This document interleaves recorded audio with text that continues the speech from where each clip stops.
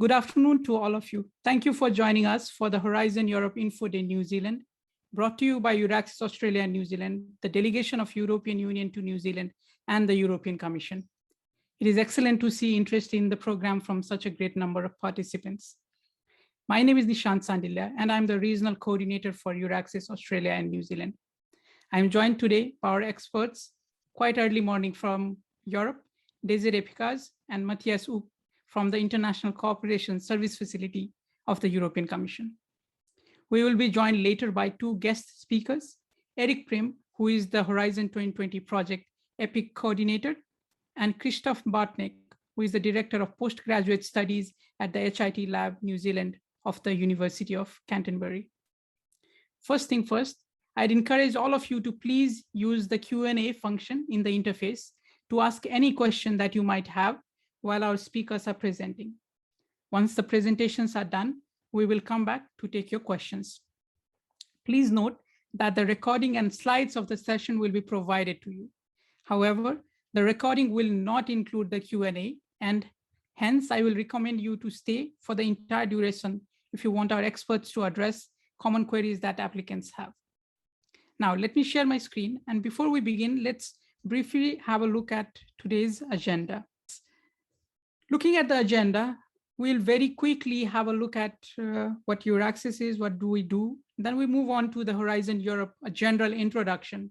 A lot of you might have already joined us for the Horizon Europe launch, and this is a refresher to what you have heard during the launch itself, but we will try to summarize it so that we smoothly go into the body of our today's session. Then we move on to the excellent science, which is pillar 1 of Horizon Europe. We break for like 5 minutes, and then we come back to talk about collaborative research projects, which is pillar 2 and pillar 3. Before we go to the question and answer, we will slightly have a brief talk with Horizon 2020 Project EPIC coordinator and a partner as a success story. So this is how our agenda looks like. Now let's move on to our presentation, and you might be hearing quite a lot about EURAXESS of late. So what is EURAXESS? EURAXESS is an initiative of the European Commission, which is backed by the European Research Area. By that, I mean European Union and the associated countries. The idea of EURAXESS is to support researchers' mobility and career development. Of course, the overarching aim is to enhance scientific collaboration between Europe and the world. And everything EURAXESS does is free of charge. So what does EURAXESS do? To simplify, I'll explain it to you in 4 pillars. So EURAXESS has 4 pillars. The first pillar is jobs and funding. So if you are currently looking at the EURAXESS website, the portal itself, there are currently 10,637 research job positions available and 124 funding opportunities. So if you are looking at possibilities of vacancies or fellowships, you can go and check it on our portal. The second pillar that EURAXESS constitutes of is information and assistance. So there is a EURAXESS portal for 42 national specific countries. So for example, if you are looking for specific information on practical advice about how to go about your opportunities in a particular member state, say Germany, there is a EURAXESS portal for Germany, similarly Spain, France, and a lot of countries. And if you are looking at the support centers, there are 600 EURAXESS support centers. What do they do? These provide free of charge information to help you in your relocation. For example, if you are looking to avail visa services or you are looking to find accommodation, these are the places that will help you in finding these services. So of course, for example, if you are going to France and if you are looking at the Paris region itself, you can go and look for any support center there is in the Paris region, and you can write to activities, for example, could be on accommodation. The third part is partnering. So there are currently 127,280 registered members and 19,663 registered organizations and universities. So if you're looking for a host institution, or if you are a university yourself and you are looking for a bright mind, it is where you can tap into that resource. The last part of EURAXESS is EURAXESS worldwide. So there are 8 hubs across the globe US and Canada, Latin America and Caribbean, India, China, Japan, Korea, Southeast Asia, and Australia and New Zealand. We are the most nascent hub, and we started our operations last year in January. As I'm always like to mention, we are very fortunate to have been embraced by the research community in the region, and we have more than 5,000 members. Of course, membership is free of charge, so I'd encourage you to, if you have not already become a member, just go to our website and sign up and become a member for free. So what does EURAXESS Australia and New Zealand bring? The basic thing is the portal itself. We generally try to bring you relevant European research related news, events, and this is where on the portal you can access all these information. So we generally post once a day so that you do not get overburdened by a lot of information. That is the first part. The second part is targeted information. So if you have become a member of EURAXESS Australia and New Zealand, you will be sent targeted information. So quarterly newsletters and fortnightly flash notes. These are again, these sort of webinars or opportunities or events that we are organizing. We will send it to your email address. Then of course, we organize a lot of webinars. So we organize webinars on European Research Council grants, on Marie Curie Fellowship, also on member state specific PhD and postdoc opportunities like Finland, Germany, Spain, France, Italy, Poland, and many others. And also on career development. So we partnered last year with Taylor and Francis and brought in publishing in academic journal, how to be a peer reviewer, and all these are all available on our website and also on our official YouTube channel. Now, of course, we also do physical missions and institutional visits. This year in May, we already started our physical missions and we did 2. But now we are again in this scenario, which has been induced by the pandemic. So we are looking at New Zealand. Hopefully, maybe in February or March, we will start our missions there. However, of course, in terms of institutional visit, we are already doing these European funding sessions. We did one with the Auckland University of Technology in July. We also did it for the university research offices of New Zealand, which included all the 8 universities. So these are something that we are always delivering. And of course, the flagship events. So European Research Days, we organized the first ever European Research Days last year. It was a 3-day event, more than 50 speakers, 600 participants, quite a large event. And this is something that we will likely do it again next year. Of course, we also organized the Horizon Europe launch that I'm sure a lot of you were already a part of. In terms of upcoming events, so tomorrow we have the European Research Council grant. It's a large webinar again. We will see this later on in my presentation. But you have the Horizon Europe proposal writing camp dedicated for New Zealand on October 7th. Matthias will explain more about this, but you will also receive the link to register tomorrow morning. Then we also have this year career development series, which includes understanding open science on 4th of November and increasing research impact on 11th of November. Now, of course, we also try to bring you interviews of New Zealanders who have received European funding. So this is an example of an interview that's already on our website, website and our official YouTube channel, so you can go and have a look at them. And also we have started this new series where we try to bring new avenues where researchers can go into apart from academics, which is becoming a science diplomat. So it's also something that is quite interesting. If you have some time, do have a look at them. And again, on social media, we generally post once a day. We are on Twitter, on LinkedIn, on YouTube, and on Facebook. So as you are on your phone or your laptop, I would encourage you to just follow us in any medium of your choice, in every medium, whichever you prefer, so that we keep you informed of any important events and opportunities that arises. With that, I think I'll close my introductory remark in terms of what EURAXESS is, what we do. And now I'll pass it on to Matthias to explain to you about what is exactly Horizon Europe and its structure in generic terms, so that we can eventually move on to the body of our session. Over to you, Matthias. Yeah, thanks a lot for the introduction, Nishant. My name is Matthias Furch.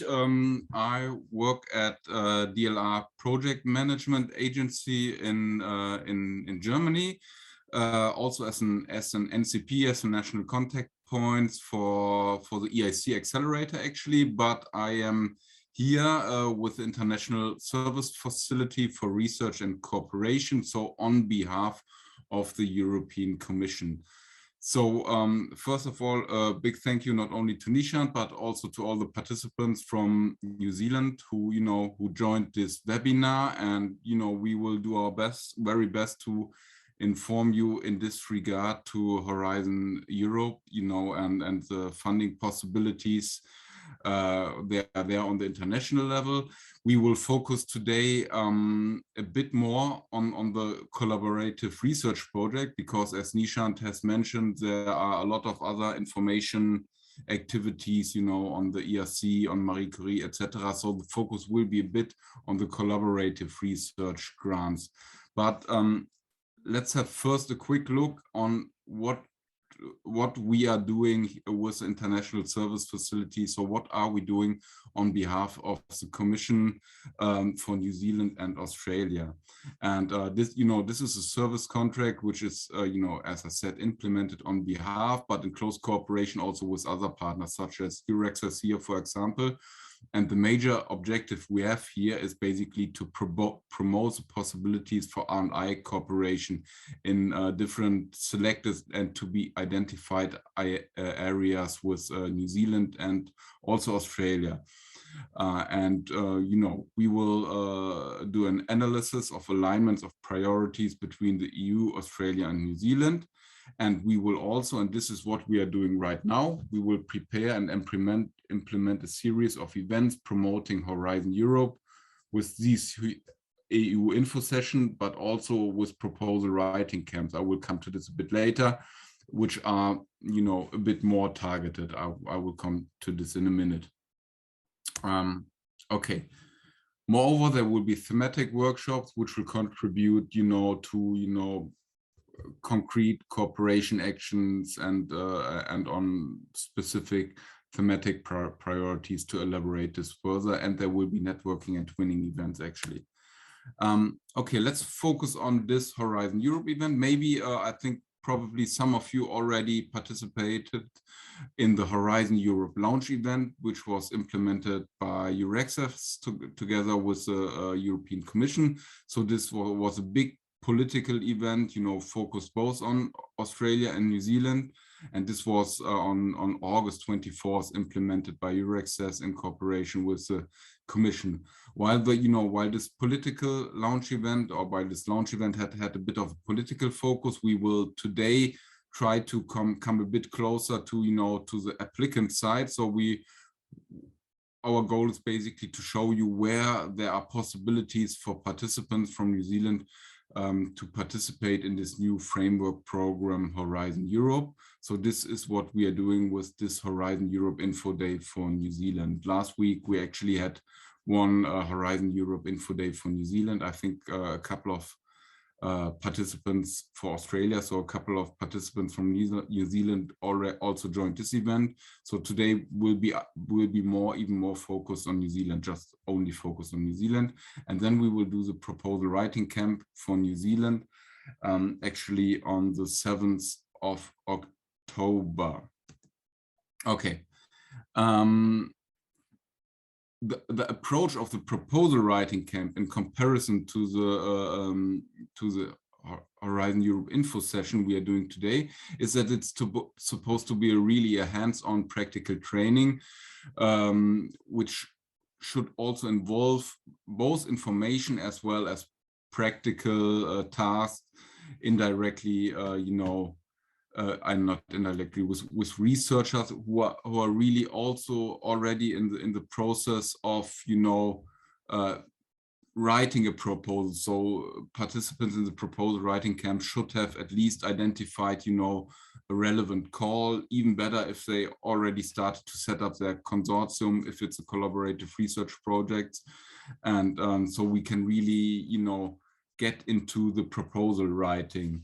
And so as I said, the proposal writing camp for New Zealand will take place on, sorry, we have a mistake here. I think it's actually the 7th of October from 5 to 8 p.m. New Zealand daylight time. And here we will, we will select a maximum of 20 participants actually to participate, because the proposal writing should be really done in small groups. So it will be really how to write a proposal for Horizon Europe. We probably will split the camp then in 2 even smaller groups. And if you like to register for this, please do that on this website, which you see here on the slide. And after, this webinar, we will offer the possibility for follow-up session, to follow up on the results we have achieved at the proposal writing camp. So let me also now, after this introduction, come to Horizon Europe and give a quick introduction, basically quick repetition. Where are the funding possibilities in Horizon Europe for participants from New Zealand, and also what we are focusing on today. So the vision of Horizon Europe is to tackle climate change in alignment with the UN Sustainable Development Goals, but also, of course, to boost the EU competitiveness and growth, and facilitate research and facilitate collaborations in research and innovation, basically to tackle these global challenges.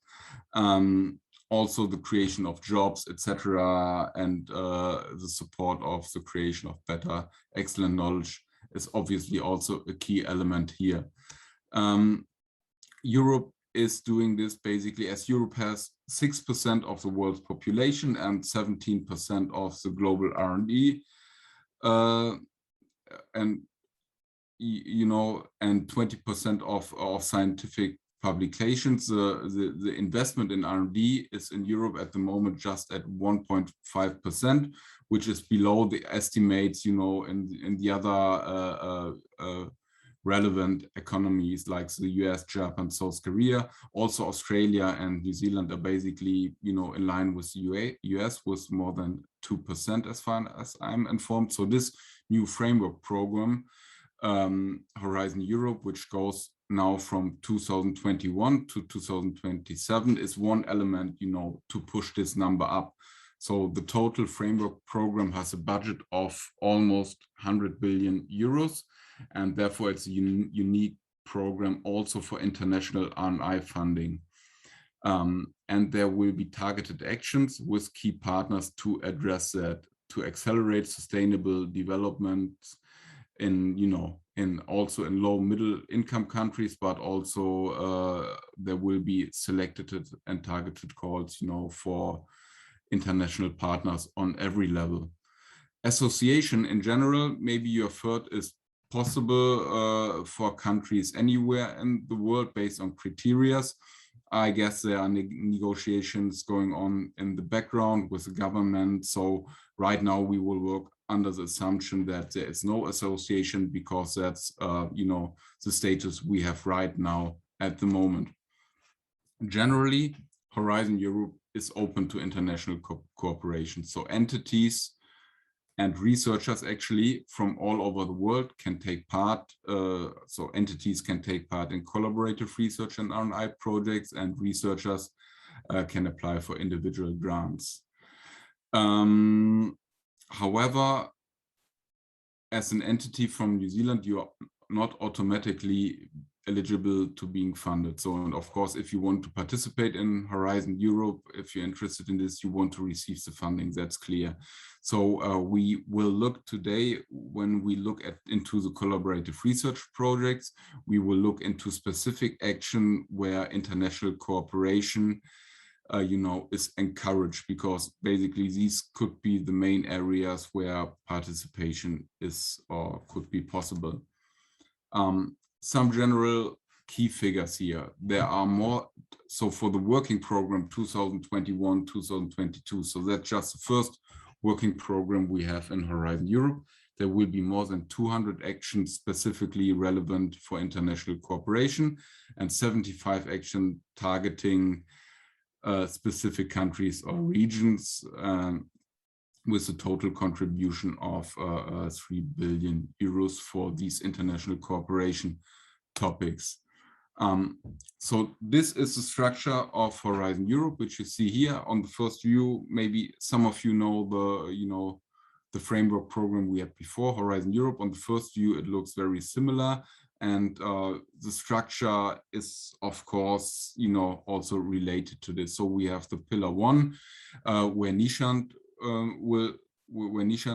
which Nishant will address briefly, after my presentation, which is basically focused on the grants for individual researchers, so the ERC, Marie Curie, but there are also the resource infrastructures inside, and it's also possible for Pillar 1 to apply for collaborative research projects in Marie Curie and the research infrastructures. So I won't focus on this. This will be Nishant's job in a few minutes. Pillar 2 is basically the big pillar, global challenges and European industrial competitiveness, where the collaborative research project is in. So here, generally, you apply as an entity in a consortium, which has at least 3 partners from 3 European member states or associate countries. But, of course, international partners can come in as well in addition to this. So this is really the biggest part of Horizon Europe. Also, if you look at the budget, so we have there altogether more than 50 billion euro inside in these 6 big clusters. And if we have a quick look at the clusters, we see that, especially cluster 4 and 5, so cluster 4 is digital, industry and space, and cluster 5, climate, energy and mobility, are really huge. And there's a lot of budget in also for calls, with international cooperation. Desiree will come to this a bit later. Yes. Pillar 3, you see here, is more focused on, on the innovation side. So it's focused on SMEs, on disruptive technologies. So the goal is basically to push SMEs here, also with a goal to really get this on the market. But basically the whole innovation process is covered here. So it starts with from early technologies, proof of concept on the idea level with a pathfinder. So on the pathfinder, you can also apply as an international partners. For example, here it's basically a collaborative research project, but the difference to pillar 2 is basically you usually don't have calls here. It's a bottom-up funding scheme, so you can apply with any topics. Then you have the transition grant, which is basically builds up on Pathfinder grants, on ERC grants. So you need to have 1 grant before, and then you can apply for the transition to bring this to the pre-commercial state. And then you have the accelerator, which is a blending funded scheme. So a combination of equity and grant, which is designed basically to bring, technologies, innovations from TRL 5-6, so which is something like a prototype, basically to the market in the end. For the accelerator, only single SMEs from member states or associated countries are eligible to participate. So this one is obviously, unfortunately, not open to participants from New Zealand. So a quick wrap up. If you want to participate as a participant from New Zealand in a collaborative research project,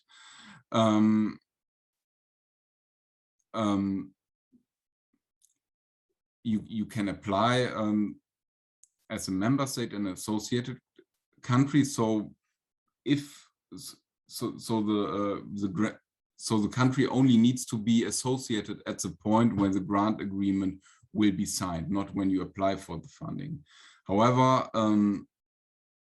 this is not guaranteed or definitely not certain for New Zealand. So let's work under assumption that that you are not automatically funded, but that you can receive funding under some conditions. So when international cooperation is encouraged, for example. So I will come to this now. So as a participant from New Zealand, you can participate actually as a full participant. You sign the grant agreement with or without funding. You can sign as a third party, so you sign the agreement as an international partner with an EU partner who signs a grant agreement actually, or you can participate actually as a subcontractor. So you are contracted to do a particular task in the project, for example. So you would not be a direct participant in Horizon Europe. So that's basically the general conditions where you can participate.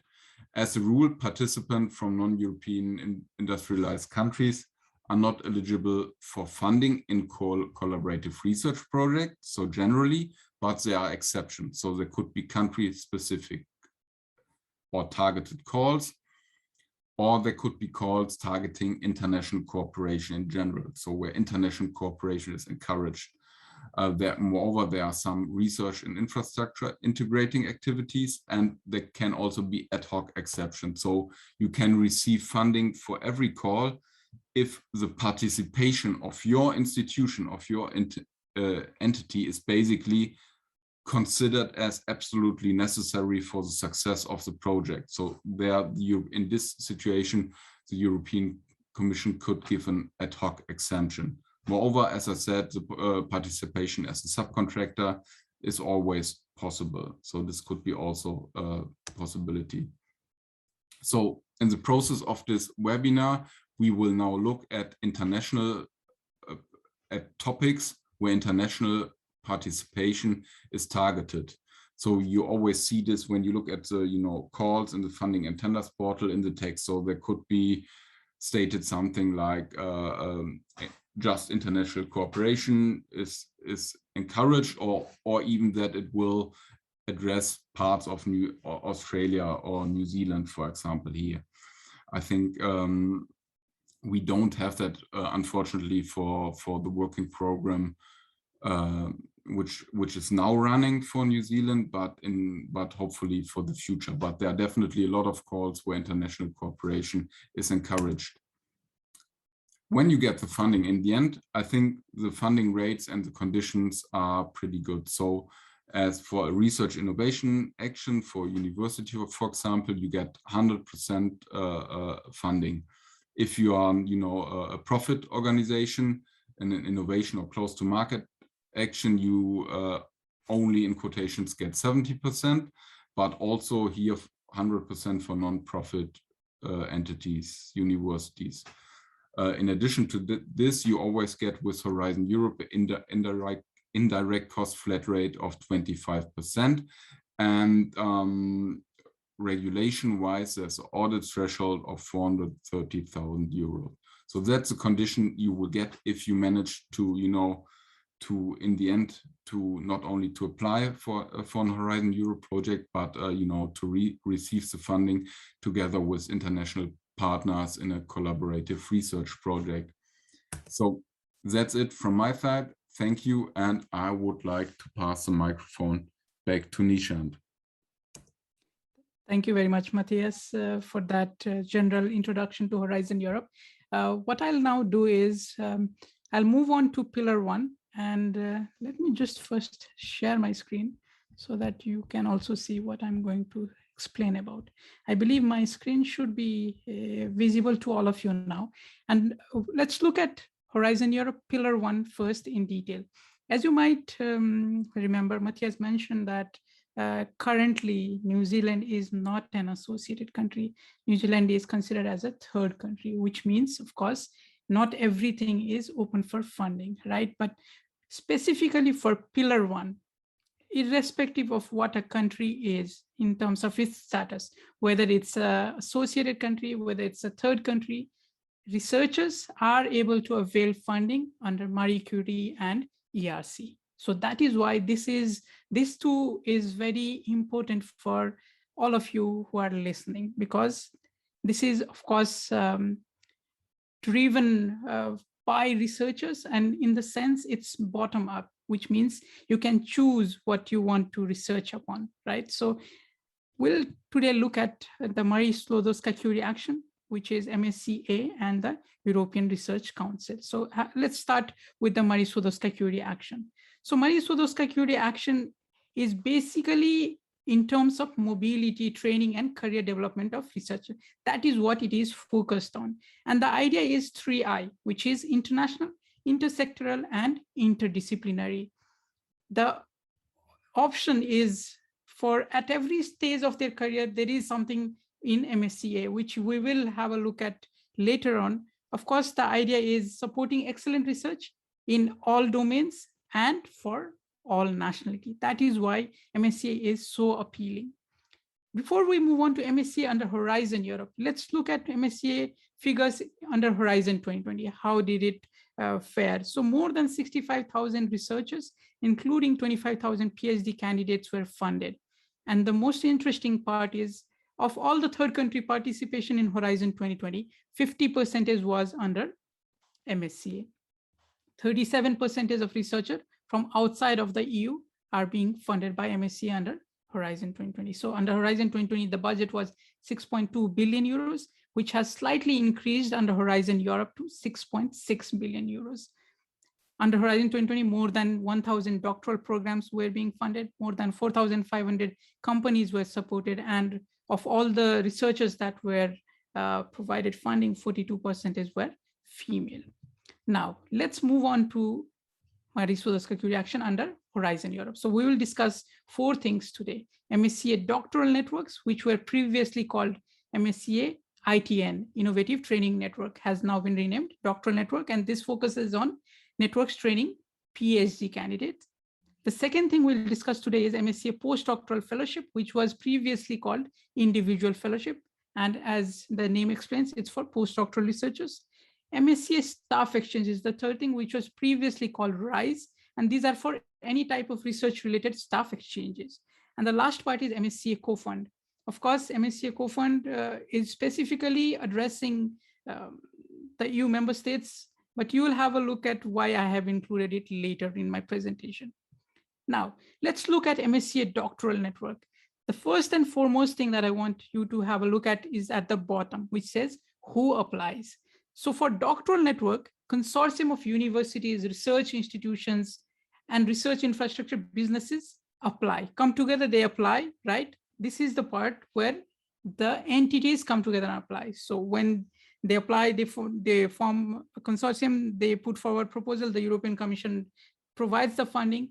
That is when they release vacancies, which are doctoral vacancies. If you look at the target group, doctoral candidates are the target group. So when these consortium releases vacancies, these are for doctoral candidates, and they can be from any nationality. That is why MSCA Doctoral Network is very enticing.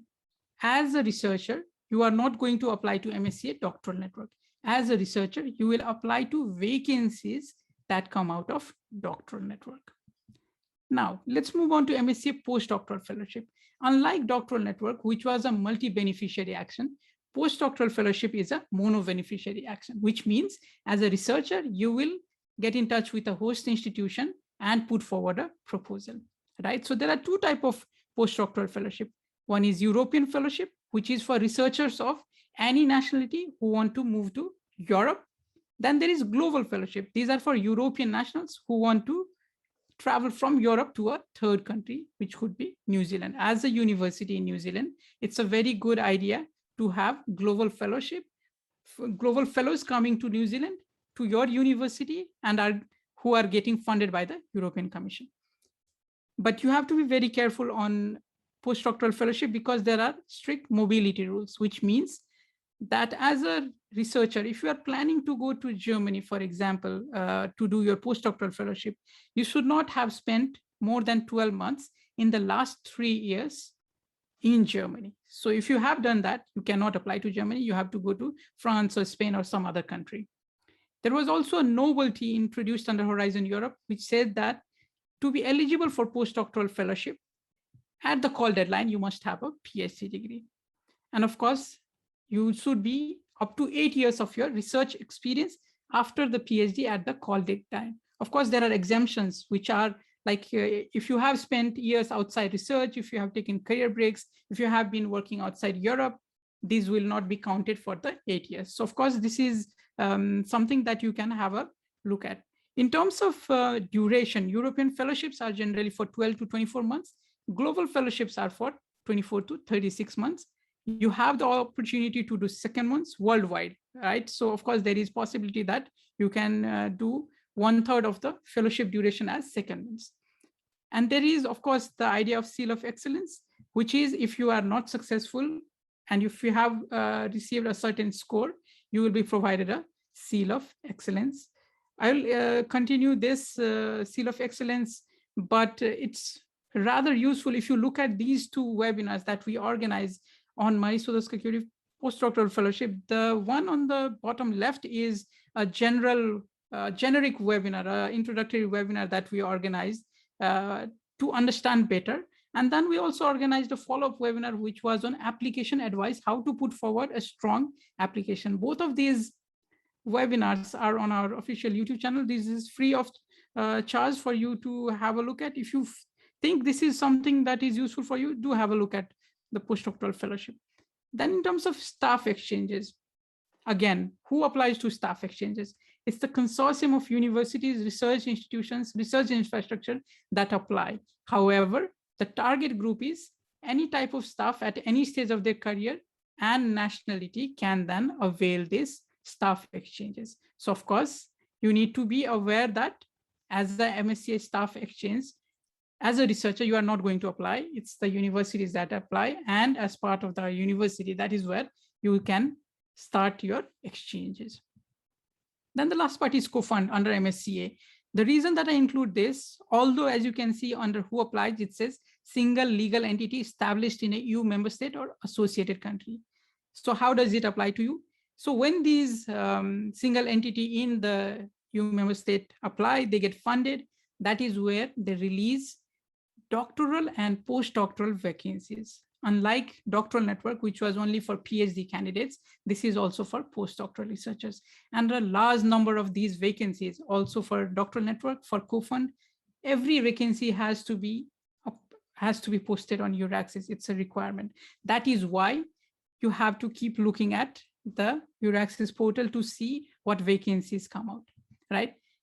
I'll just give you an idea of how the calls look like in terms of deadlines. So of course, the postdoctoral fellowship is currently open and closes on the 12th of October, which is rather soon. That's why I've also included 2022 dates so that you can plan in advance. I've also given you the budgets of each of the actions. So when you receive these slides, you can have a look at it in much detail and plan your application process accordingly. Now let's look at how does New Zealand fare in terms of MSCA under Horizon Europe. These are the figures that was from Horizon 2020, which was for the 7 years. So there were 68 researchers from New Zealand who received MSCA funding, right? So if you look at the breakdown, I've also given you a breakdown to see where these researchers have actually received funding for co-fund, IF, IT, and RISE. When you have some time, do have a look at this in more details. In terms of participating organizations, the University of Auckland is ranked first, University of Otago, Canterbury, then the National Institute of Water and Atmospheric Research, and then Massey University. In terms of where do New Zealand researchers go in Europe as a MSCA destination, it's generally UK, then it's Germany, Switzerland, Spain, France, likewise. Where do Europeans come to New Zealand? Where do Europeans come from in New Zealand? So it's again, Germany, Italy, France, UK. You will have these slides. So when you have some time to have a look at, it's interesting to see the breakdown. This slides give you an idea of how the projects are distributed by scientific panels. So New Zealand researchers are involved more on environment science, life sciences, and engineering. Now, when we discussed MSCA, now we move on to the European Research Council grants. So ERC is a significant part of Horizon Europe. So Horizon Europe is 95.5 billion euros, of which ERC is 16 billion, which constitutes around 17% of the entire Horizon Europe budget. So the characteristic of European Research Council is these provide long-term grants and which are high risk and high gain in nature. Again, this is open for researchers of any nationality. So that is where this is more appealing, right? In terms of figure, more than 12,000 projects have been funded by ERC since its inception in 2007. 85 nationalities have become an ERC grantee, and 35 EU and associated countries have been hosting ERC projects. More than 150,000 publications have been reported by ERC projects, and more than 1,300 prestigious prizes, including the Nobel Prize, has been awarded to ERC grantees. And more than 80,000 researchers and other professionals have been hired by ERC teams. So what does ERC provide you? So this particular slide will explain ERC in a nutshell. So there is, again, if you have had a PhD and if you are in certain bracket, you are eligible for ERC, irrespective of whether New Zealand is an associated country, whether it's a third country, it does not matter, right? So for a starting grant to be eligible, if you have completed your PhD and are in the bracket 2 to 7 years after completion, you are eligible. It's for up to 1.5 million euros for 5 years. Success rate for these grants is around 13%. Then we move higher to the continuum, which is consolidated grants for those who are in the bracket 7 till 12 years after completion of their PhD, up to 2 million euros, the grant size, and for 5 years, success rate is around 12.3%. Further upward, there are advanced grants. These are for those researchers who have had significant research achievements in the last 10 years. These are for 2.5 million euros for 5 years. Success rate is around 10%. Starting consolidated and advanced grant are individual PI driven, right? If you have one of these, then you become automatically eligible for proof of concept. That is why I'll not discuss proof of concept right now. Then we move on to synergy grant.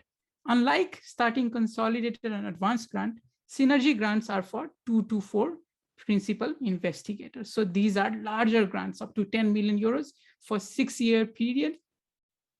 From 2019 work program, one PI can be based outside of EU or associated country. This is where the interesting part is. As a New Zealander, if you are interested, you can still be in New Zealand and avail European funding under synergy grant. When we discuss this size, 1.5 million, 2 million, 2.5 million, there is an additional top up of 1 million, which you can use if you are trying to, for example, purchase large equipments. And this top up becomes 4 million euros for synergy grants. So this, you can see these are really, really large grants. Now let's look at the calendar. For 2021, calls have already closed, except for the synergy grant, which is still open, but it's actually 2022 call, which is currently open. But starting grant actually opened earlier this week. Consolidated grants are going to open on 19th of October. Advanced grant only opens in January of next year. And synergy grant, as I mentioned, is already open and closes on the 10th of November. I've also tried to give you budgets for this so that you can see the size of the budget that is available, and also given you an estimated number of grants that are going to be funded for the 2022 call. When you have some time, do have a look at this. Always, when we deliver this presentation, there is a question on minimum time commitment. That's why it has to be very clear in terms of what type of minimum percentage of your working time as a PI you need to spend on a ERC project. So under starting grant, it's 50, under consolidated, it's 40, and under advanced, it's 30. And you have to spend 50% of your time in an EU member state or associated country in all 3 of these grants, which is not the case in synergy. In synergy, one PI can be based outside of EU at all times. Now let's look at the ERC panel structure. There are 3 domains and 27 panels for ERC: life sciences, social sciences and humanities, and physical sciences and engineering. So when you apply as a researcher to ERC, you can choose which panel you would want your proposal to be evaluated under, right? Now let's see how ERC proposals are evaluated. So there is a 2-step evaluation process. The step 1 is where panel members only see the part B1, which includes synopsis and your CV. This is the only thing that they look at. Once they have this panel meeting, they look at your synopsis and CV, they score. If your score is B or C, your proposal is rejected, feedback is provided. If your score is A, that is where your proposal gets written and goes to step 2. So what is step 2? This is where the entire proposal is evaluated. So B1 and B2. Again, the panel meets, requests you for an interview in case of starting consolidated and advanced grant. And after everything, then they give you a score. If your score is score A or B, then again, your feedback is provided. One critical component about ERC is the feedback. It's because the ERC wants you to understand what exactly went through the evaluator's consideration, where you did well, where you did not do well, so that if you get rejected, you can improve on your next application. Contrary to what you may think, ERC funds frontier research, including applied research. One very popular misconception is the budget aspect of the scientific panel. Generally, what people think is because certain panels are very high in demand, if you apply to that panel, the chances of getting funding is slim, which is not true. What happens is the budget is distributed among scientific panel as a function of demand. So if a panel receives larger number of applications, automatically the budget for that particular panel increases. The third point is the panel descriptors do not represent ERC scientific priorities. Publication record is not decisive in selection decisions, and the host institution is not an evaluation criteria. So the prestige associated to a host institution is not an evaluation criteria. What is the evaluation criteria? Is excellence, the excellence of the research project and the excellence of PI. If that research project is groundbreaking in nature or not, what is the potential impact, what type of scientific approach is being taken, that is what matters. Also, what is the intellectual capacity of the PI, creativity, commitment. This is what drives ERC. Excellence is the sole evaluation criteria. And before I close my presentation, I want to discuss a few rumors about ERC. So the first rumor we often hear is you can only apply for an ERC grant if you are a highly accomplished scientist, which is not true. Accomplishments are appreciated in relation to your stage or seniority, right? But of course, there is no correlation that automatically says if you are a highly accomplished scientist, you will receive ERC grant. Rumor 2, to be successful, you need to continue on an established research line to prove continuity and credibility. Generally, the opposite is true, which is a very interesting aspect that people are not really aware of. Rumor 3, if you have already obtained an ERC grant, you are less or more likely to get another one, which is again not true. Whether you have received, whether you have not received, does not really make a lot of difference. Rumor 4, the more socially or medically relevant a grant proposal is, the higher the chances of it getting funded, which is again not true. Now let's look at how does New Zealand fare in terms of ERC. So you can see that New Zealand researchers have received in total 23 grants, of which starting and consolidated grants are 17 and advanced grant are 6. There is no synergy grant that a New Zealand researcher has achieved, which I believe will change in the near future. There is an Australian researcher who has already received synergy grants. So of course, it's of increasing interest. On the bottom, I put over 8% of all ERC grants to PIs are to non-EU and associate country nationalities. So of course, it's something that is being looked at in much detail, and which is also evident from this trend chart, which shows what sort of desire is there in terms of non-EU nationals for ERC grants. So it's an increasing trend for starting and consolidated. For advanced, there is a slight decline in 2020. It's because the pandemic was in full force in 2020. If you are interested about ERC grants, we actually have a big webinar happening tomorrow where we have scientific officers from the ERC and also a successful grantee who will come and speak about European Research Council grants in much detail. Do have a look at this. It's also on our website, on our social media channels, pinned to them actually, or you could just register using the link. With that, I think I'll stop my presentation. And if you have questions, I'd encourage you to use the Q&A function so that we can come back to take your questions. Now I'll pass the presenter privilege to Desiree, and she will explain to you about collaborative research projects under Pillar 2 and Pillar 3 of Horizon Europe. Over to you, Desiree. Thank you very much, Nishant. Good day, everybody. I'm really pleased to be here. As you will now share my presentation.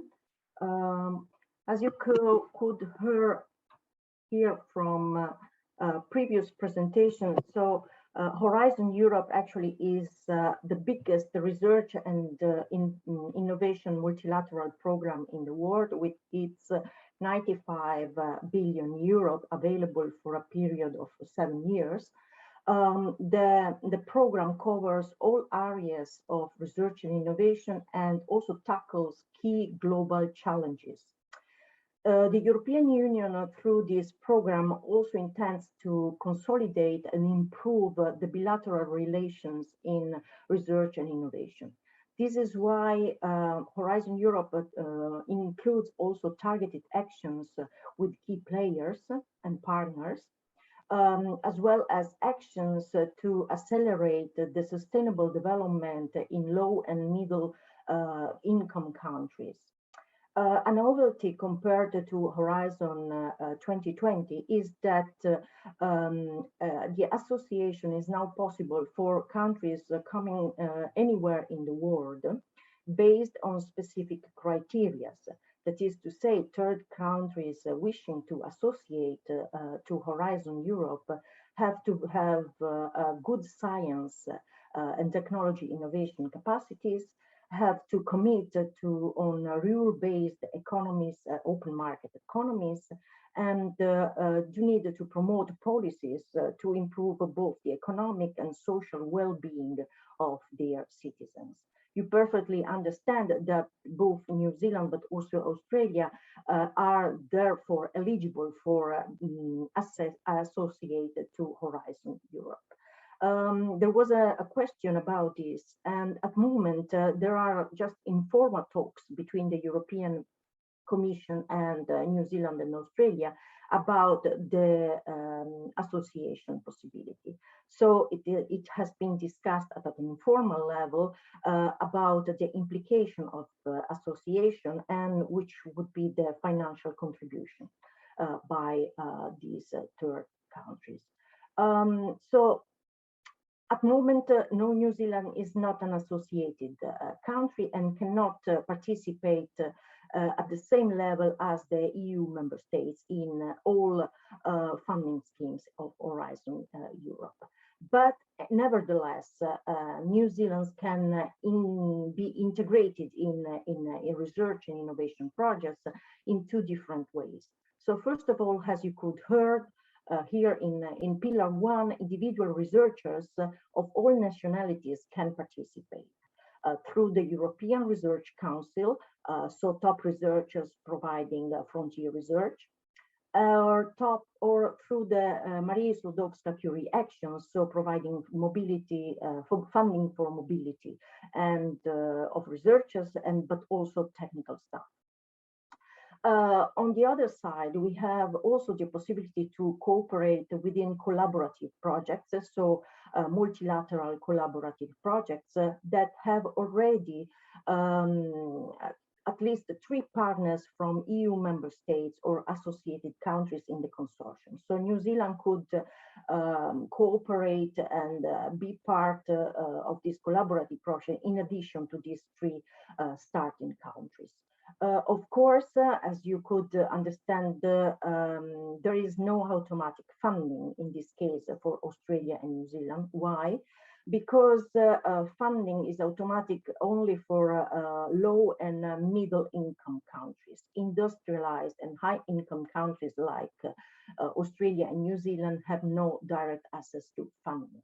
and funding is decided on a case-by-case basis, and that is to say that reviewers, evaluators can consider the participation of New Zealand, Australia organization as essential for the success of the project, and there might be specific open topics or calls, or again joint calls previously agreed between the joint committees of EU and the specific country. So international participation is targeted in numerous topics. So it's really important for the success of the entire Horizon Europe program.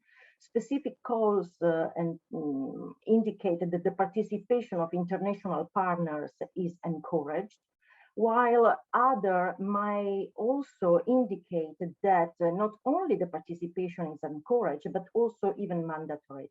And on this slide, you see some typical sentences envisaging that proposals addressing all or part of Australia or New Zealand are strongly encouraged, or again, a proposal must include as beneficiary at least one legal entity established in the following countries, Australia and New Zealand.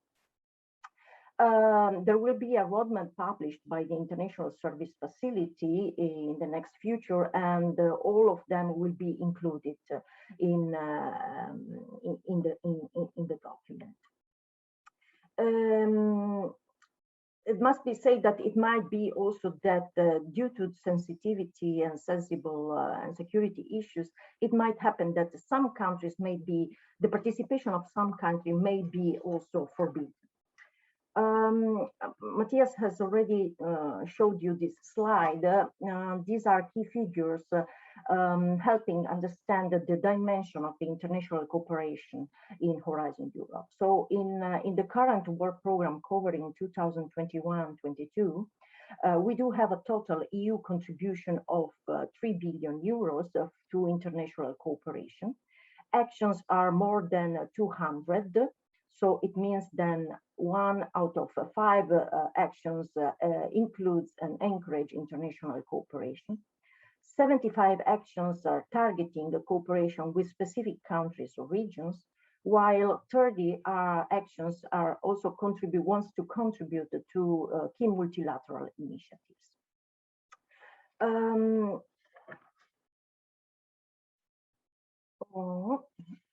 So how does Horizon Europe work concretely? So you saw that, you heard that the structure is into 3 main pillars with different objectives. Pillar 1 that was explained by Nishant wants to increase EU global scientific competitiveness by funding frontier research. And frontier research implemented by top researchers through the European Research Council, but also by investing in top class research infrastructures. And finally, also by funding fellowships for experienced researchers, doctoral training network and exchanges. In Pillar 2, we do have support research related to societal challenges, but also the objective is to reinforce technology and industrial capacities through specific clusters, so thematic areas. In Pillar 3, the focus is on innovation. So the objective is to make EU a front runner in market creating innovation through the European Innovation Council. But also the objective is to help develop EU innovations landscape through the European Institute for Innovation Technology. Additionally, there is a horizontal component of Horizon Europe, which is widening participation and strengthening the European research area. Here, the intention is to build research and innovation capacities in member states and associated countries which are underperforming in research and innovation. In parallel, the support will go also to reforms of the research and innovation system with through structural changes allowing a better access to excellence and improving this way the European research area.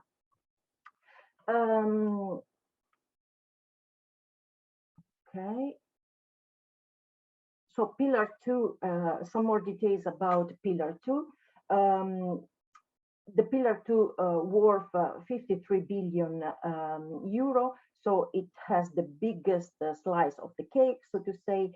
The Pillar 2 funds research which is mostly carried out by international consortia composed by organizations which can be small and medium-sized enterprises, public authorities, for-profit or not-for-profit research organization, and so on.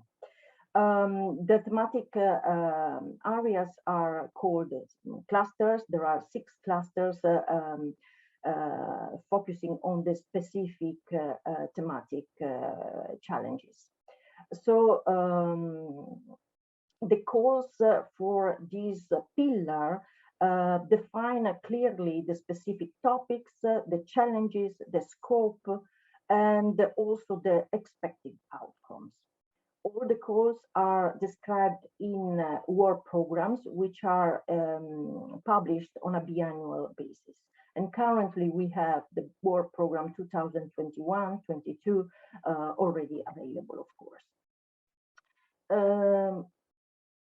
So again, this is a slide showing you the 6 clusters of the Pillar 2. You see we have health, culture, creativity, and inclusive societies, civil security for society, digital industry and space, climate, energy and mobility, food, bioeconomy, natural resources, agriculture, and environment.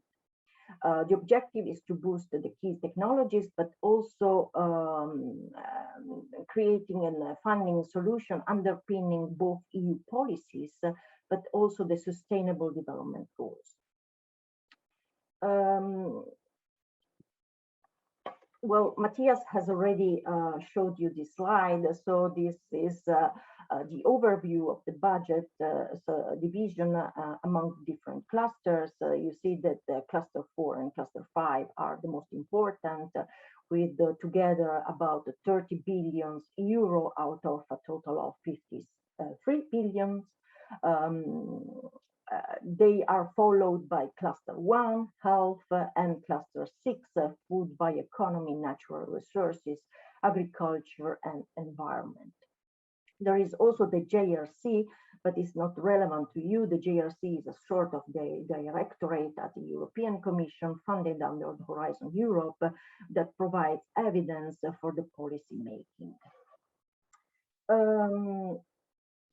So from this slide onward, I will show you some example of thematic areas that are encouraging participation of third countries. So they are encouraging international collaboration.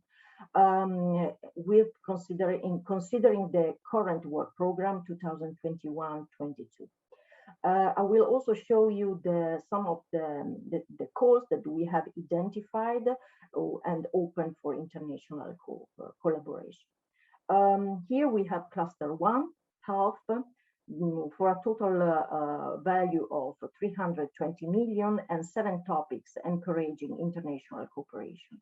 Examples of thematic areas are infection diseases, mental health, health impacts of climate change, artificial intelligence for treatment and care, repurposing medicine, antimicrobial resistance.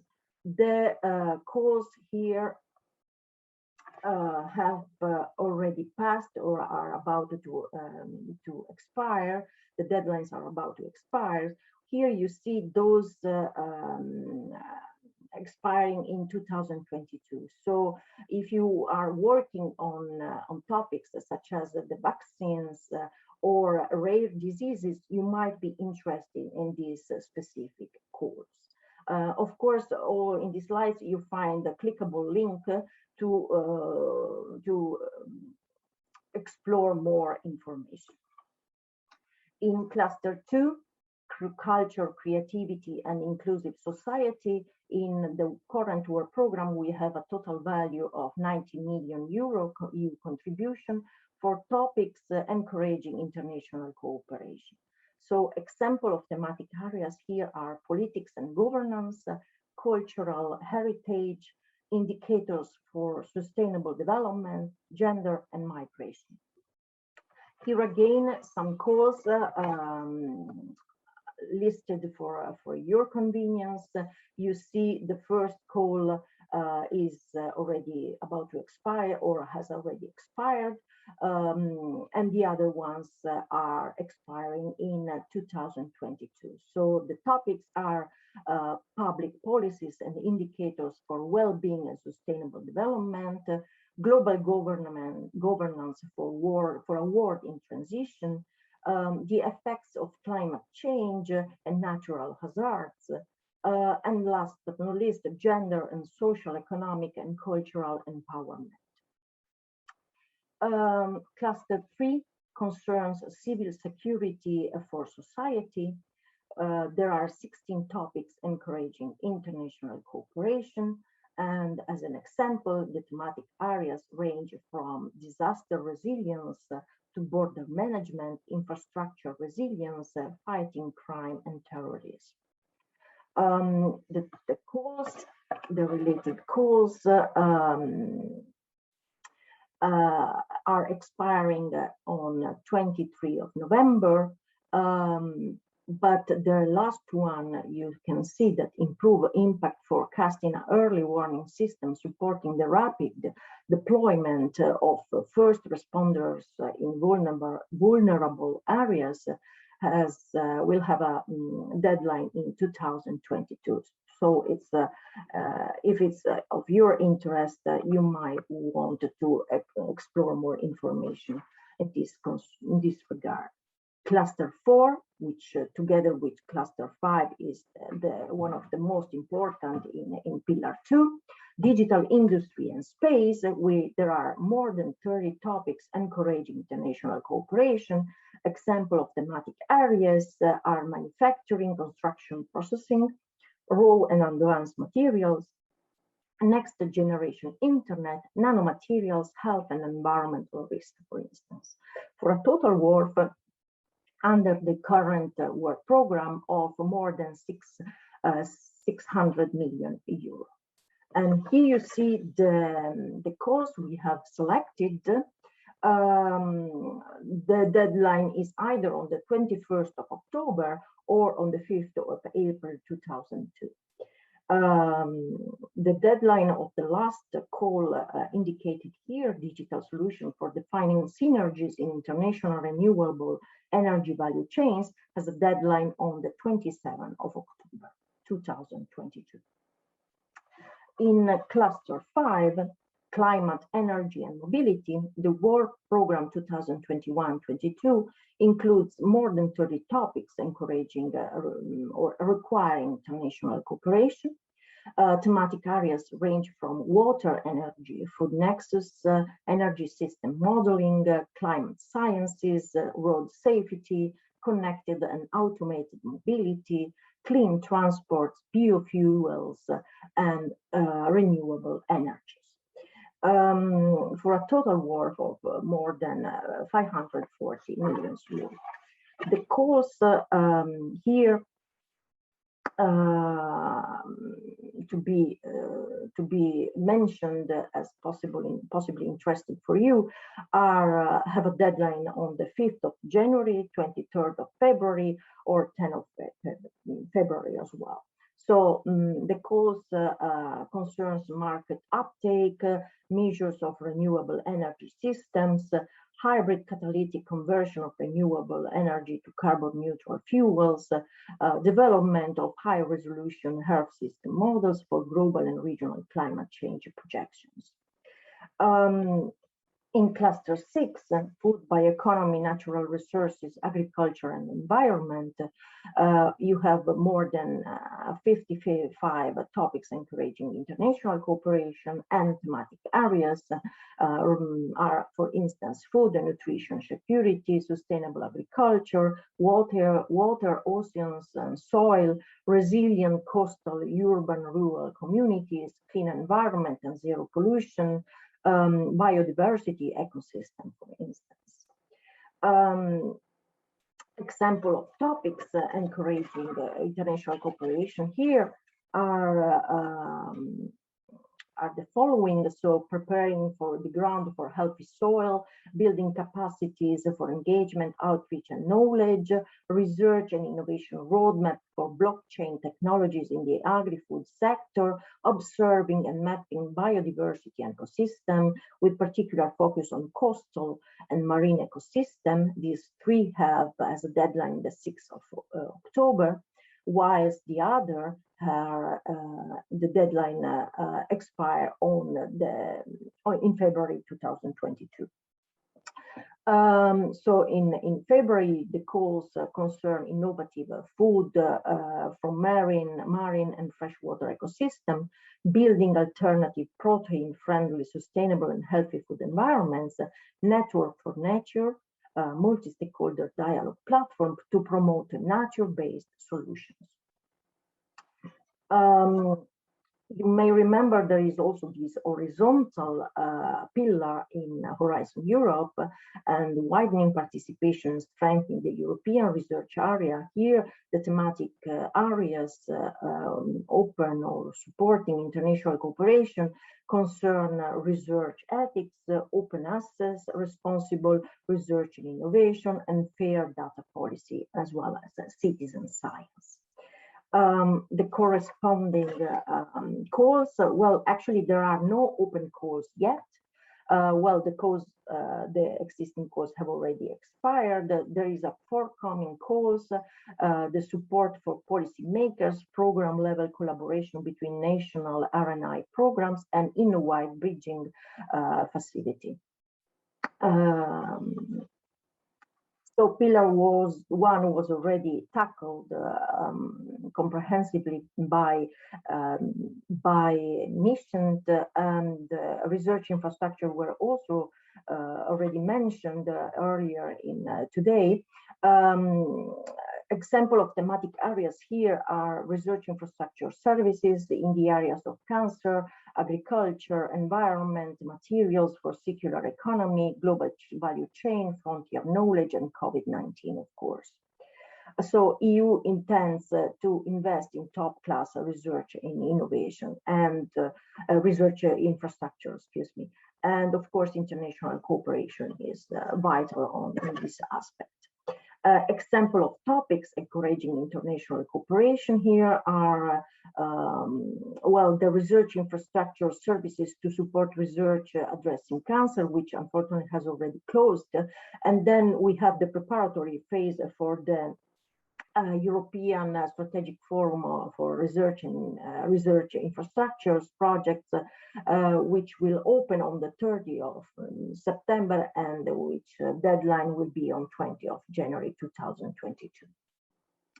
So, Pillar 3 of Horizon Europe, with a budget of 10 billion euros, Pillar 3 intends to establish and fund the European Innovation Council in order to identify and support breakthrough technologies as well as game-changing innovation in order to create new markets, to scale up internationally, to support activities that would be too risky for private investors. So activities supported under this pillar concern the whole life cycle. So it is to say that they go from early stage research to proof of concept, technology transfer, financing, scale up of startups and SMEs. Funding opportunities are provided through complementary instruments bridging the gap from idea to market.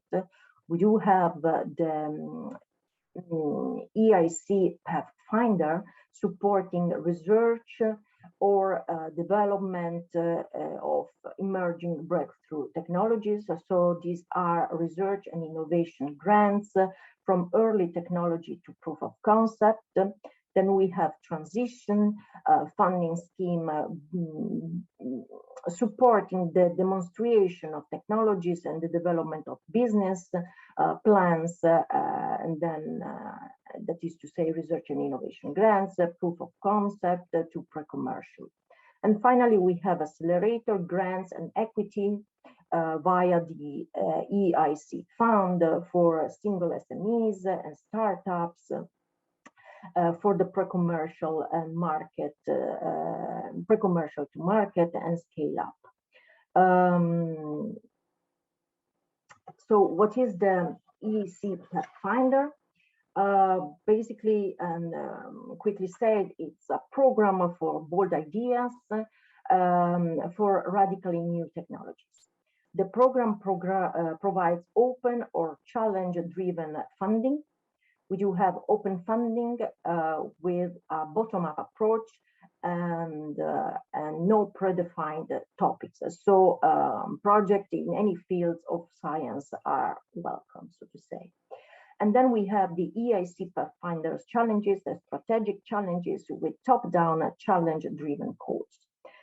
Currently, the challenge-driven calls concern topics such as, for instance, the stimulation of brain tissues, production of green hydrogen, and activities regarding cell and gene therapy, for instance. Regarding the EIC Pathfinder Open, there are no opportunities now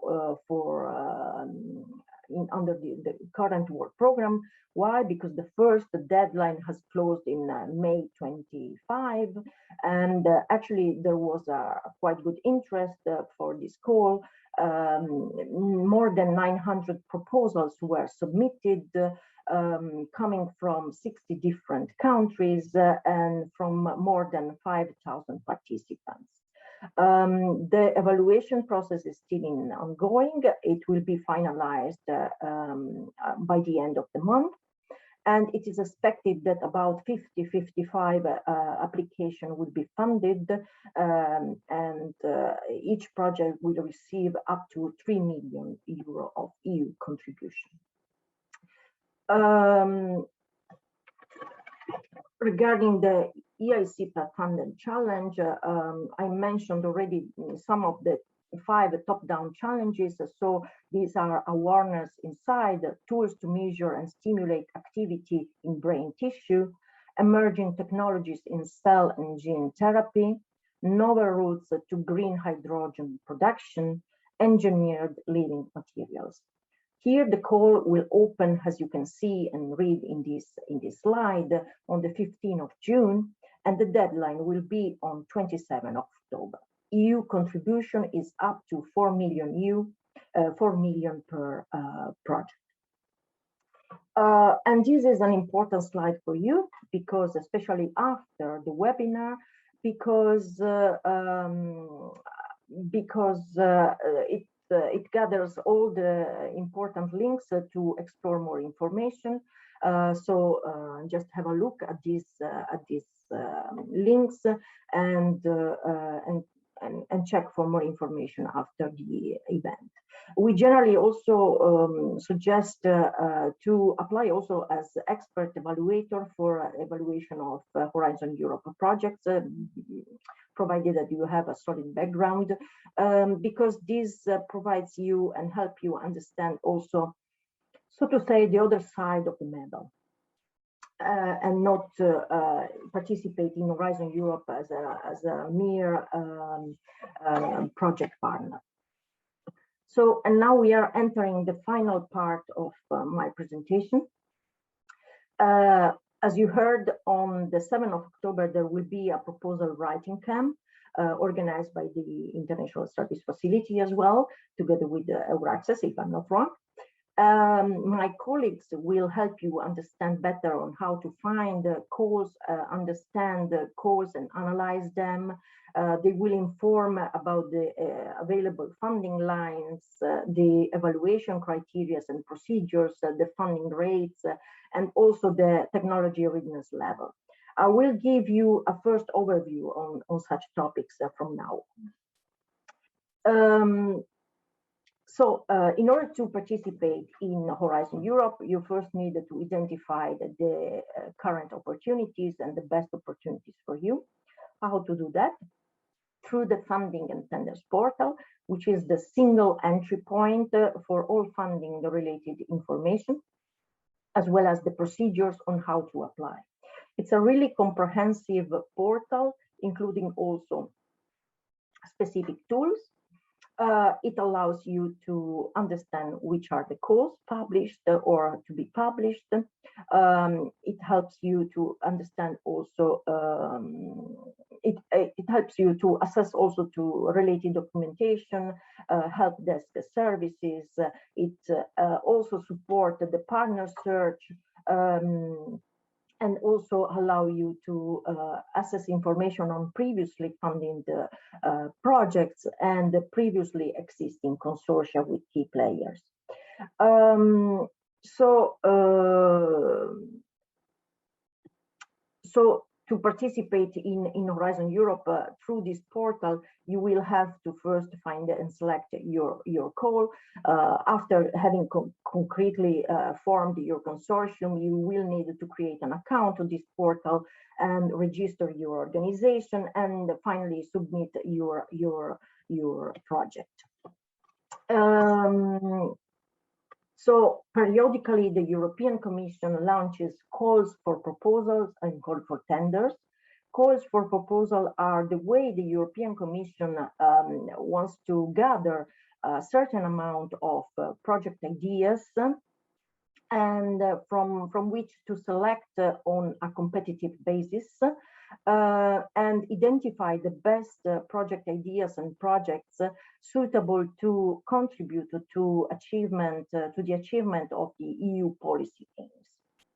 Calls for tenders, on the other side, are calls aimed at purchasing goods, services, and works. So what are the type of actions, projects funded under Horizon Europe? On the one side, we do have collaborative projects, so projects at multilateral level. These could be research and innovation actions, coordination and support action, innovation actions, co-funding of regional, national, and international programs, or as, for instance, also doctoral networks. On the other side, we have a participation from individual researchers and individual projects. So through the European Research Council and the Marie Sklodowska-Curie Actions, postdoctoral fellowships, as you have already heard by my colleagues.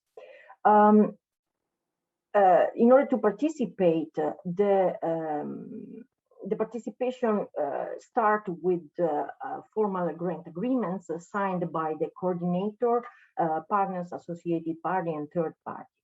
So in the case of individual projects, the host institution signed a grant agreement, as it was already mentioned.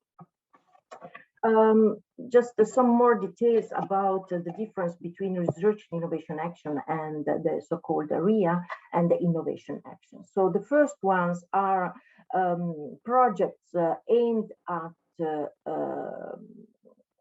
at developing new knowledge and new technologies by starting and trying to tackle key challenges defined in the course.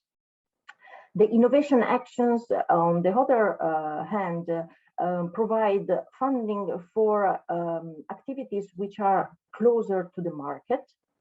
And then thus we are talking about of new products, new services, and new processes for those for which activities such as the prototyping, the testing, the demonstrating, and the piloting and scaling up activities might be funded.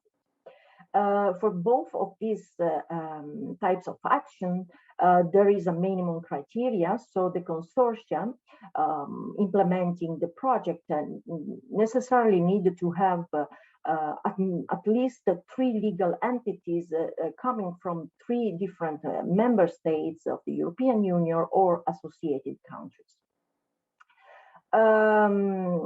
Beside these 3 partners, more partners can be added, and depending on the different aspects of the project and the necessity and the needs of the project activities. There are also coordination and support actions. These actions do not provide funding for pure research and innovation activities, but these actions mainly fund accompanying measures, so activities helping research and innovation, so to say. And here we find activities such as training, dissemination, brokerage, networking events, coordination of policies, but also activities to foster the policy dialogue. And for this type of actions, for this type of projects, the minimum requirement is 1 legal entity established in 1 member state or associated country. So in theory, this kind of project might be carried out also by 1 single entity. What happens in reality that consortia in Horizon Europe have, generally speaking, between 8 and 20 partners implementing the project. Okay, so technology readiness level. This concept is really interesting to explore. So technology readiness level is a measurement system that was firstly introduced by the NASA in the 90s, and then also applied by Horizon 2020, starting from 2014. So many of the calls also in Horizon Europe have a defined TRL, defining the starting point of the implementation of the proposal, as well as a target TRL. So the technology readiness level is used to, first of all, what does it measure? It measures the readiness of the project's technology oriented. So, I mean, it's not clear. So it's used to, well, it is used to evaluate, present, and measure the progresses of technology-oriented projects. And this is why, and thus they help applicants, but also evaluators, to understand which are the expectation of the European Commission towards a specific project. So, and this is why also many of the course topics have defined a TRL at which the implementation of the proposal is intended to start, as well as a target TRL well defined. There are funding scheme addressing and focusing on basic research, and these funding scheme have usually have low level of TRL. And on the other hand, we do have funding schemes such as, for instance, the Fast Track to Innovation SME instrument with TRL from 6 onward, who are focused on a more mature project and project which have a more probability of getting to the market. So the technology readiness level system addresses the entire innovation chain. as you could see in previous slide and in previous image. And there are 9 technology readiness levels, Tier L1 being the lowest and Tier L9 being the highest. So once you have submitted your proposal, provided that this proposal have already passed the check in terms of admissibility and eligibility, then this proposal has also to undergone an evaluation by independent evaluators entitled and in charge by the European Commission. And this evaluation will review your proposal against the three main criteria: excellence, impact, and quality and efficiency of implementation. These criteria are adapted to each type of action and are specified in the work program.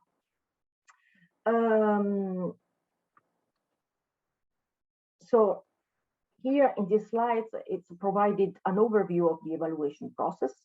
So first we have the Commission checking eligibility and admissibility of the proposals, and then individual evaluators, minimum 3 evaluators will review your proposals. The evaluators work independently and evaluate the proposal and draft individual evaluation reports. The evaluators who have evaluated same proposal at the secondly will meet in a consensus group in order to discuss and agree on their evaluations and finally draft a consensus report. This activity can be also done remotely. Based on the consensus report, the European Commission established an evaluation committee called panel. This panel reviews all the consensus reports, draft an evaluation summary report, and provides a ranking list of all the projects. The Commission at this point finalizes the entire process. It takes the ranking list and finally and transform it, let's say, in 3 different other lists: the list of projects to be funded, the list of projects in the reserve list, and those which are rejected. The successful projects, so the coordinators of the successful project, will get at this point a letter informing them to get ready for signing the grant agreement. So the maximum overall score for proposal is 15. So there are 3 different criteria, and the maximum overall score per criteria is 5. So generally, to be considered for funding, anyway, proposal must achieve a predefined qualifying score in each criterion, which is 3 actually per criterion, and 10 in total. If a project proposal gets 10 as evaluation score, it doesn't get funded. Why? Because participation in framework program is generally high and competition is high as well. So what it happens is that proposals in the successful list usually have scores from 12.5. Qualifying scores, so this threshold may vary according to the type of action and also between the different first and second stage of proposal, provided that the course foreseen a 2-stage procedure for presenting the project ideas, for submitting project ideas. Briefly about the general use on basic funding rates. The good news is that non-for-profit entities such as university, public universities, and so on are always funded 100%. Research and innovation actions are also funding 100%, whilst the 70% funding raise is envisaged for profit organization in the innovation close to market innovation actions. Indirect costs, the so-called overheads, have a 20% flat rate calculated on the other direct costs. Important to remind and recall is that if the budget of one organization is higher than 430,000 euros, then this organization has to be audited before submitting its periodic reporting to the European Commission to get funded or reimbursed. And here we come to the end of this presentation. So during the proposal writing camp, you will hear about how to successfully submit a proposal in Horizon Europe, what are the main information to be aware in terms of funding rates and eligibility criteria evaluation and so on, as I briefly explained to you. But in order to submit a successful proposal, you also need a successful consortia, so a successful group of partners. But how to find partners? The first rule is to be proactive. So once you have identified your interest towards a specific cause, specific opportunities, then you should make the best of your existing networks. Exploit your networks to understand whether anyone is interested in Horizon Europe and would like to address any specific topics or calls. The same when it comes to your already existing collaboration or links, partners you may have in Europe or around the world, in order to start discussing with them and try to discuss with them whether any collaboration might be possible under Horizon Europe. The most important portal is, of course, the funding and tender portals. And as I mentioned, for each call published, there are also partner search tool, which allows you to learn who is interested and looking for partners.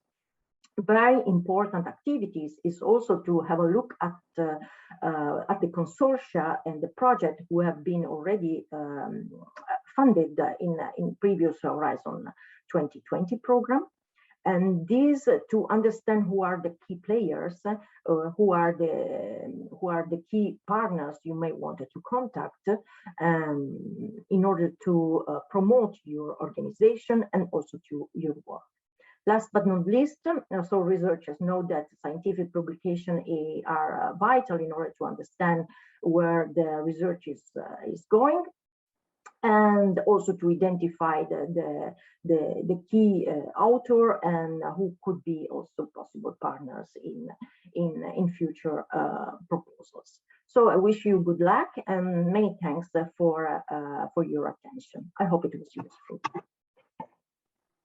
Thank you very much, Desiree. I think it was really clear, and I'm sure that people were able to follow you very well in terms of how to go about Horizon Europe, understanding the basic about Horizon Europe Pillar 2 and Pillar 3, specifically about collaborative research projects.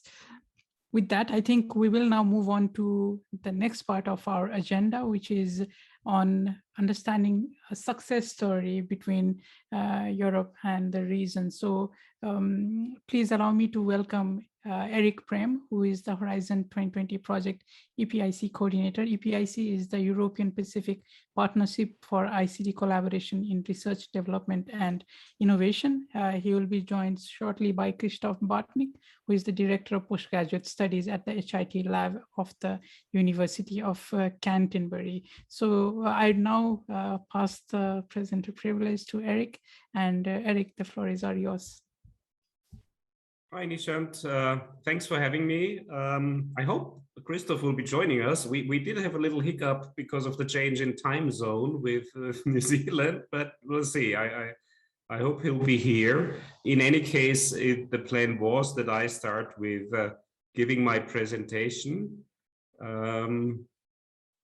which I hope you can see now. Is it working fine? Yes, great. Yes. All right.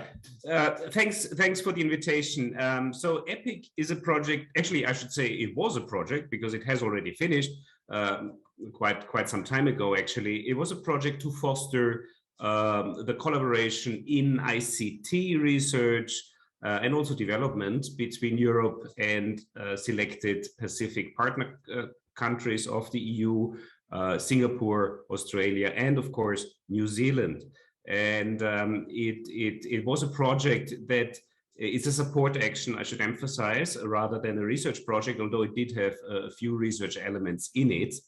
But the project had only one European partner. So this is, let's say, an extreme example of international participation in that sense, with 2 Australian, 2 Singaporean, and 2 New Zealand partners. And in each country, we more or less had one academic partner and one, let's say, more state-level actor. In the case of New Zealand, Callaghan Innovation, which really is practically, as our New Zealand friends will know, a research agency, an innovation agency in New Zealand, which participated in the project. Before I go into some details of the project and our experiences, let me just say how great this project worked out in the case of New Zealand in particular. I mean, we had a predecessor project to EPIC, which was CCAS, where New Zealand was only kind of an associated country and not a participating country. And I was really glad that we could add New Zealand to the partnership, because I have experienced New Zealanders as extremely open to collaboration with Europe, very interested, and simply a pleasure to work with. So in that sense, it was a great experience, and I can only recommend it.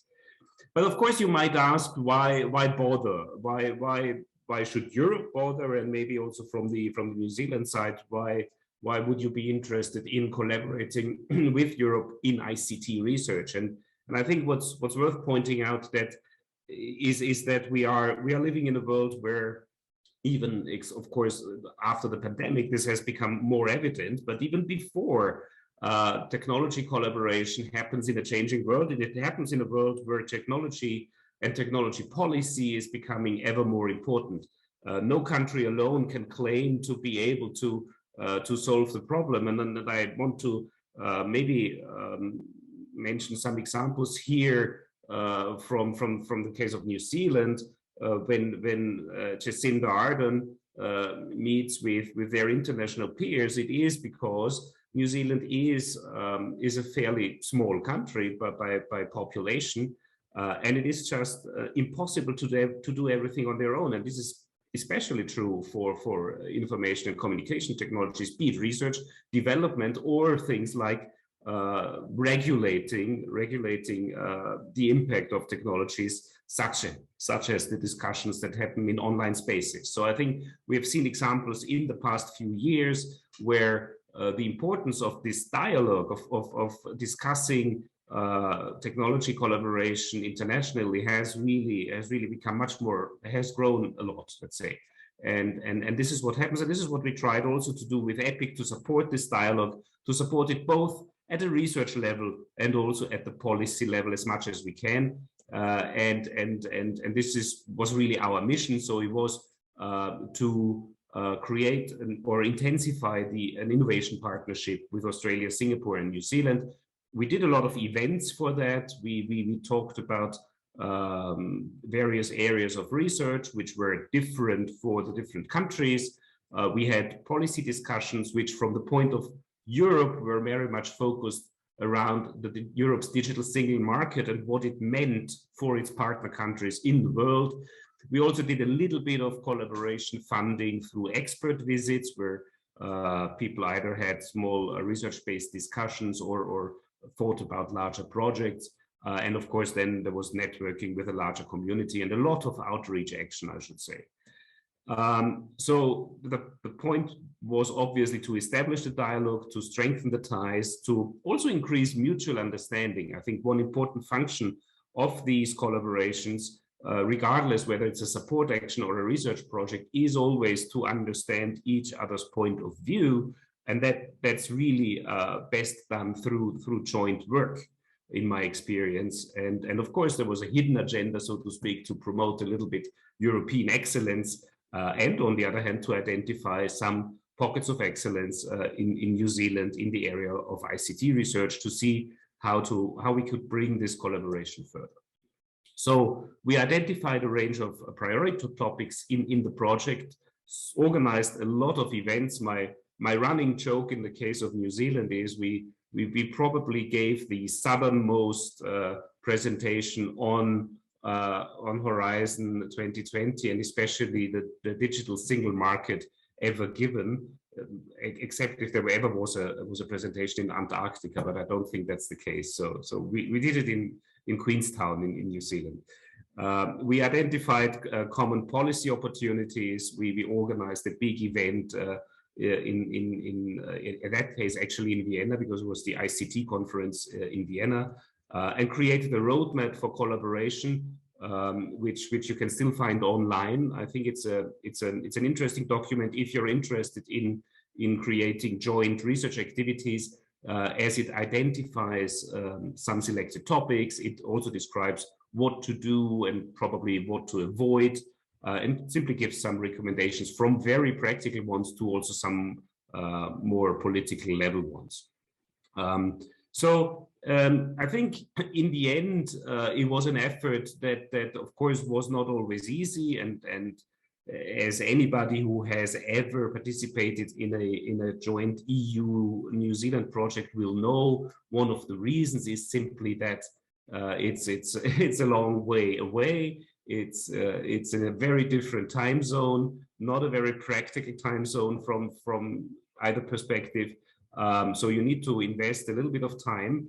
But on the other hand, we also, as I said before, there was great enthusiasm also from our partners in New Zealand, who contributed, even, I should say, even without being paid for it, a lot of work. I mean, Callahan organized many events, and the same for our academic partner.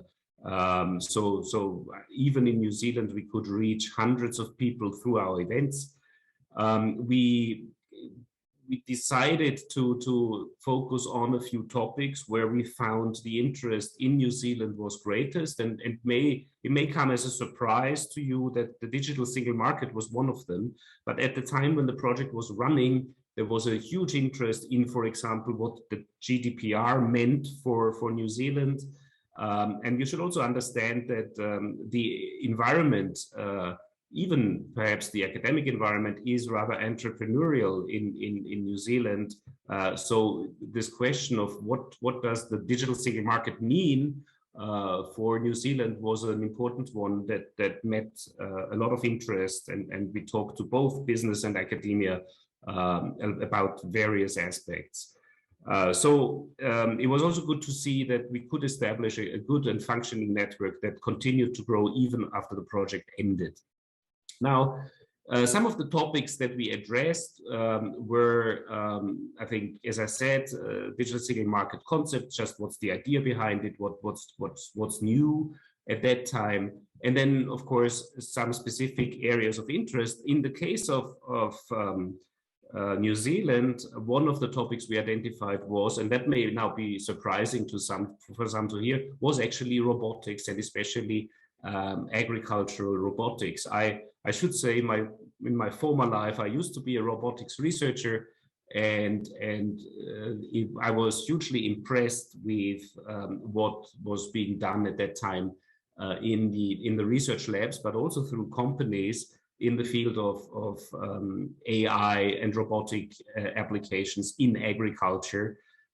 Anything from large scale sensor work using drones or sensor networks to the actual manipulation of plants through robots was very impressive, and I thought this could definitely be an interesting area for the future.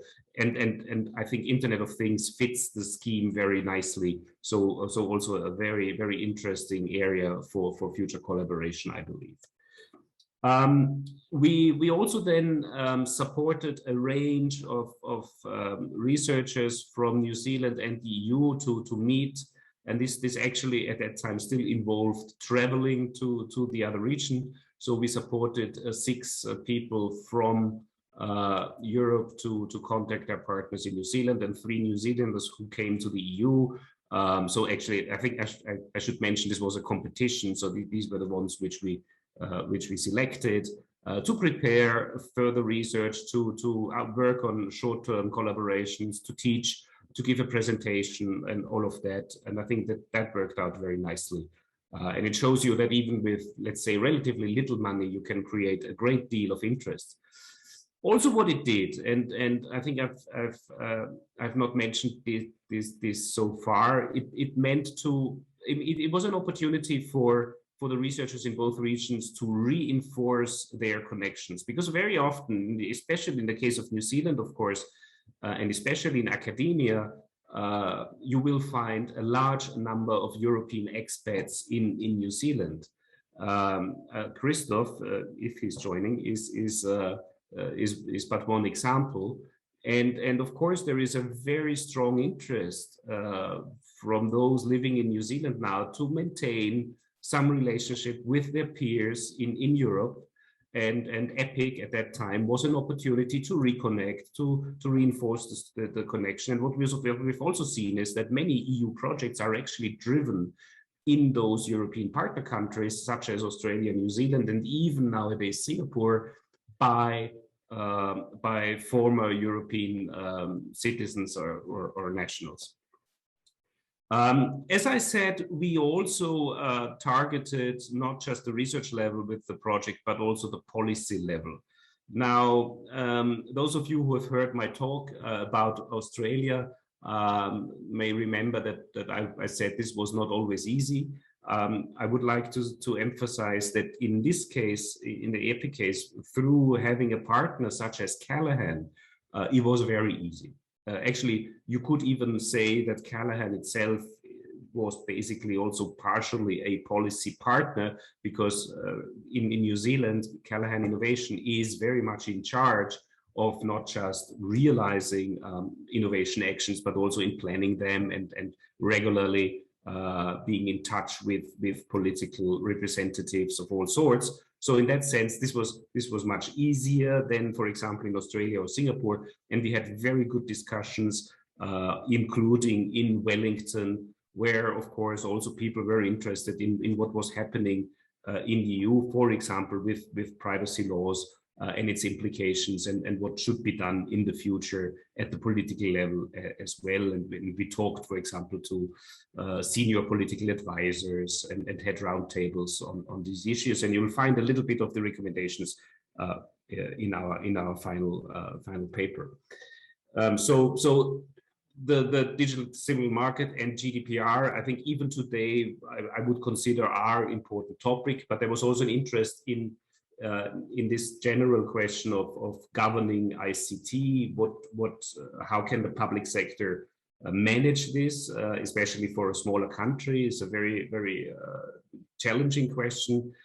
I found it very interesting that some policies that in the EU, which are probably, which were not originally designed to be international policies, such as the smart specialization that we have in Europe, were keenly observed and studied abroad, including by New Zealand. So we found ourselves in some discussions about how smart specialization could be used in New Zealand as well, which I thought was quite interesting, because this wasn't really a let's say an international outreach agenda, at least at the time when we had the project.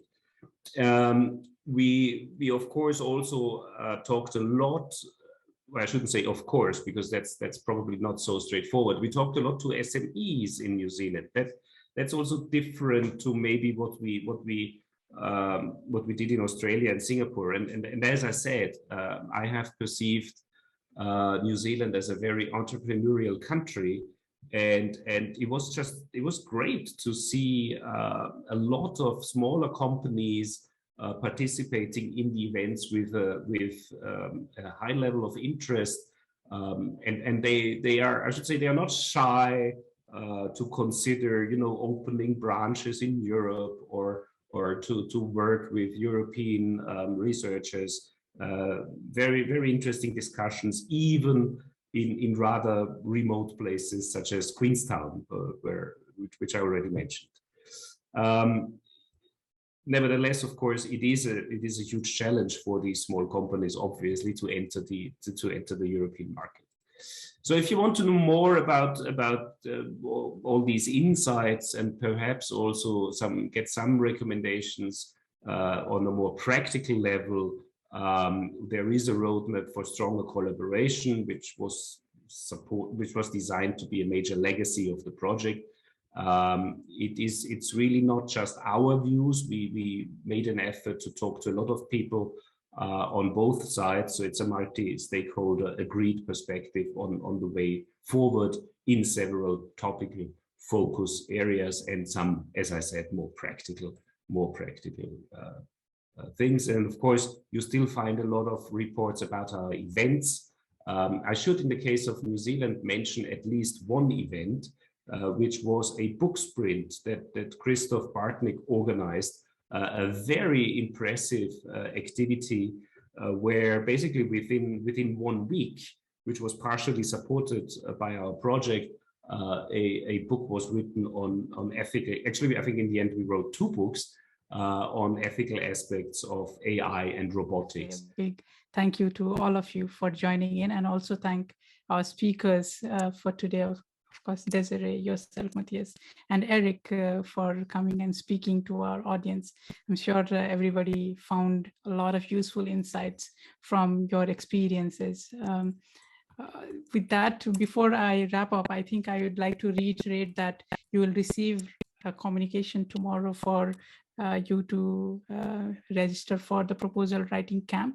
So if you are interested in further exploring the possibility of how to write a high quality Horizon Europe proposal, especially focused on collaborative research projects, do register your interest. It's an application process. It's a quite short application process with questions that would require a bullet answer from your end, so that we understand who would be willing to put forward a strong proposal and what stage are they in terms of developing a partnership with European counterparts. This is not to discourage participation, but the team of trainers want it to be a very integrative and interactive experience. So we will only take selected 20 participants in that particular camp. I think with that, we come to an end of today's session, and from my side, signing off for today and wishing you all a good week ahead. And thank you very much for joining.